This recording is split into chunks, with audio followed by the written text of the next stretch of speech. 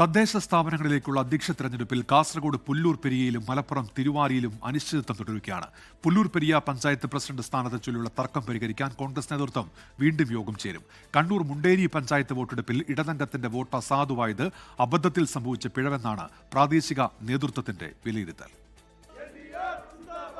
കാസർഗോഡ് പുല്ലൂർ പെരിയയിൽ KPCC നിർദ്ദേശപ്രകാരം Sajeev Joseph MLA-യുടെ നേതൃത്വത്തിലാണ് ചർച്ചകൾ നടക്കുന്നത്. പാർട്ടി നേതൃത്വവുമായി അകന്നു നിൽക്കുന്ന കാർത്യായനി, രതീഷ് കാട്ടുമാടം എന്നിവരുൾപ്പെടെയുള്ള 4 അംഗങ്ങളെ നേരിൽ കണ്ട് സമവായമുണ്ടാക്കാനാണ് നീക്കം. രാജ്മോഹൻ ഉണ്ണിത്താൻ MP-യുടെ പരാതിയെ തുടർന്നാണ് KPCC വിഷയത്തിൽ ഇടപെട്ടത്.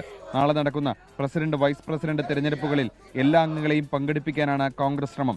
മലപ്പുറം തിരുവാലി പഞ്ചായത്തിൽ UDF-ലെ ഘടകകക്ഷികൾ തമ്മിലുള്ള തർക്കം പരിഹരിക്കാനായിട്ടില്ല. അവസാന 1 വർഷം പ്രസിഡന്റ് സ്ഥാനം വേണമെന്ന മുസ്ലിം ലീഗിന്റെ ആവശ്യം പ്രാദേശിക കോൺഗ്രസ് നേതൃത്വം തള്ളിയതാണ് പ്രതിസന്ധിക്ക് കാരണം. തർക്കത്തെ തുടർന്ന് ലീഗും കോൺഗ്രസും കഴിഞ്ഞ ദിവസം നടന്ന തെരഞ്ഞെടുപ്പിൽ നിന്ന് വിട്ടുനിന്നിരുന്നു. ക്വാറം തികയാത്തതിനെ തുടർന്ന് തെരഞ്ഞെടുപ്പ് മാറ്റിവെക്കുകയായിരുന്നു. കണ്ണൂർ മുണ്ടേരി പഞ്ചായത്തിൽ ഇടതംഗത്തിന്റെ വോട്ട് അസാധുവായ സംഭവം അബദ്ധത്തിൽ പറ്റിയതെന്ന വിലയിരുത്തലിലാണ് CPM നേതൃത്വം. മൗവഞ്ചേരി വാർഡംഗമായ സുനിൽകുമാറിന്റെ വോട്ടാണ് അസാധുവായത്. പ്രാദേശിക തലത്തിൽ കടുത്ത അമർഷമുണ്ടെങ്കിലും നടപടിക്ക് സാധ്യതയില്ലെന്നാണ് വിവരം. ഇരു മുന്നണികളും ഒപ്പത്തിനൊപ്പം എത്തിയ പഞ്ചായത്തിൽ 1 വോട്ടിന്റെ ഭൂരിപക്ഷത്തിലാണ് UDF ഭരണം പിടിച്ചെടുത്തത്. കണ്ണൂർ ജില്ലാ സെക്രട്ടറിയുടെ പഞ്ചായത്തിൽ 40 വർഷമായി LDF ആണ് ഭരിക്കുന്നത്.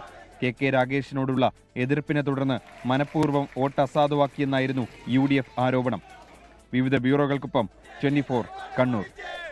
ലോകത്തെവിടെയായാലും ഏത് സമയത്തും 24 വാർത്തകളും ഓഗ്മെന്റഡ് റിയാലിറ്റി പാക്കേജുകളും എക്സ്പ്ലെയിനറുകളും വിശദമായി കാണാൻ ഞങ്ങളുടെ YouTube ചാനൽ നിങ്ങൾക്ക് സബ്സ്ക്രൈബ് ചെയ്യാം.